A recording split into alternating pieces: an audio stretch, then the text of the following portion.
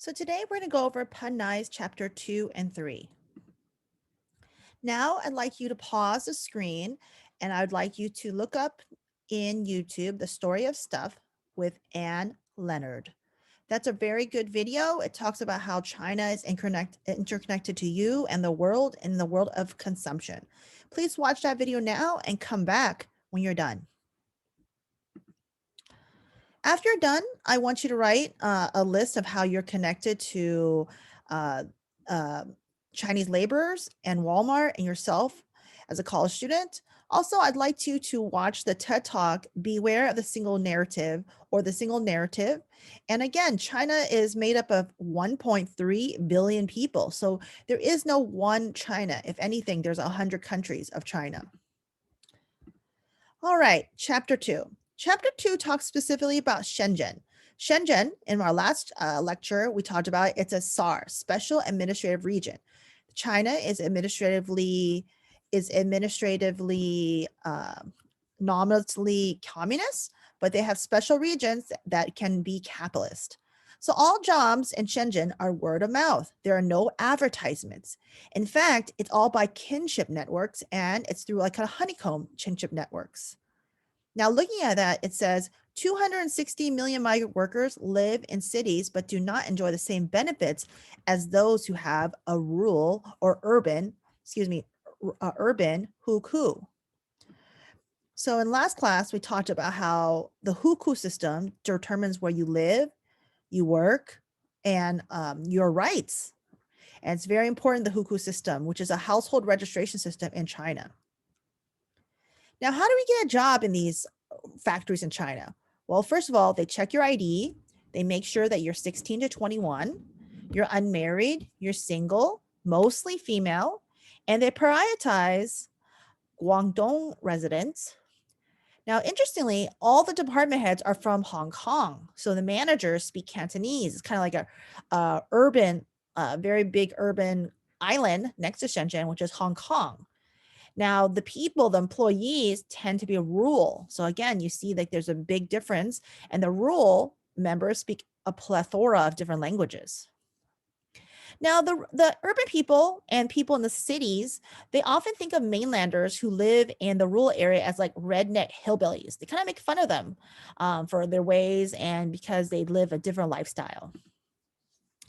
Now, there is a rural to urban migration and family networks, and there's a huge rural to urban divide. So rural Chinese flow into urban, it's too fast, right? It's too many Chinese. If you, all the opportunities, a lot of opportunities are in the cities, but if everyone moved in the cities, and then it would be a catastrophe, right? And that's why they have the law, the hukou laws. You have to stay where you're born. Again, even the cities are quite overcrowded now. So, for example, the Pearl Delta, had 5 million people in 1991, right? Now it's many more million people. So if you look at the rural flow, it's 74% female. And in 2012, over 120 million people were looking for work. So again, this is a huge difference in what it was and just a very huge standard deviation on the changes. Now, why do rural people migrate? Think about this. Why would you migrate? Why would you leave where you're born and raised? And please pause. And I'd like you to write down a list of 10 things why you think the rural Chinese have migrated. Well, actually, going back to that, they migrate because they want to make money and they want to survive. They want to send their brothers to school. School's not free everywhere. They want to have modernity just like everyone else. They want to have more security. And a lot of times the farms that they are living in are now, the water has been sucked out because sometimes they put the factory next to the rural areas, which has really sucked all the water away. And now only cancerous water comes out. So again, there's cancer villages all over China. So, sometimes you migrate not because you want to, because you're actually forced to, kind of like a refugee within China. And again, people just migrate because they want to make, sometimes even for excitement, just something different. You just make so much money versus no money as a farmer. So there's a major rural and urban divide. There's the hukou system, which is the household registration system, where you have to live and work where you're born and raised. There's household responsibilities. You have to support your family. And there's actually just a surplus of labor. Again, 1.3 billion people, right? How can everyone get a job, right? It's very difficult. Now, for the corporation, there's huge incentives to come to China. There's almost like no or very little startup costs, no labor laws, and no environmental laws. So let me give you a caveat. There are labor laws and there are environmental laws, but people are, it's not really enforced, and not everyone follows it. And of course, there's bribery, and so that is a main thing. So there actually are laws. It just doesn't get there's just no teeth to them. Now, inheritance. If one or both of your parents were born in Shanghai or another big city, you are in luck, right? Because you have a very good hukou. Shanghai is a wealthy city. People there are millionaires, they're billionaires living their life. And wow, that's great. People eat like gold, diamond, gold chocolate cake there, right? Some of them who are billionaires. But if you're not, if you're somewhere else and you live in the rural area, then you're not going to have access to any of that. Now, number one, employment. The hukou systems were given to Beijing companies last year. So sometimes if you're rural, they'll have actually give you some 6,000 hukou certificates where you can give them to rural people that can come to the city to work in your factory. So again, that's how the hukous work. So it's a honeycomb network, right? You tell your friend tells his cousin tells his sister tells her cousin, her in-laws, and that's how they actually get the places employed. No advertisement. Now, usually I would like the students to link these terms together, and we'll actually do this in class. And again, struggle in the midst of labor alienation. So again, I want you to read Karl Marx. A lot of my sociology students love Marx. Read his, worker alienation. Okay.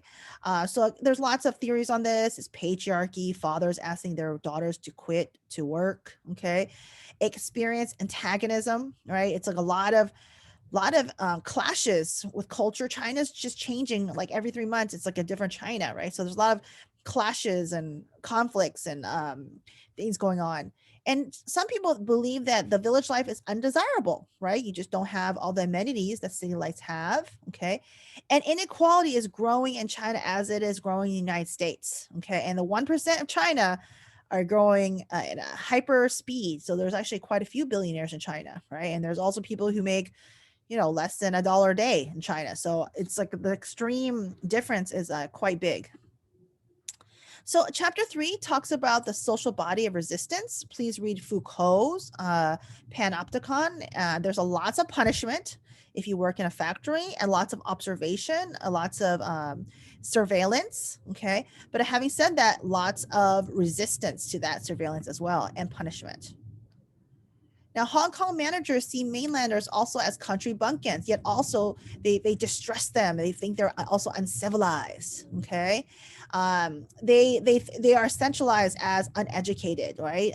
They think like, oh, they don't deserve all these things because they're not even human, right? Again, this is linked to how U.S. bodies are racially stereotyped as, cooks, nannies, domestics. Think about your own situation in your own country, where some ethnic groups are racialized for certain industries. So it's all interconnected, right? This global and even national system of racializing certain bodies to do certain works. So that's all, and I will see you in class.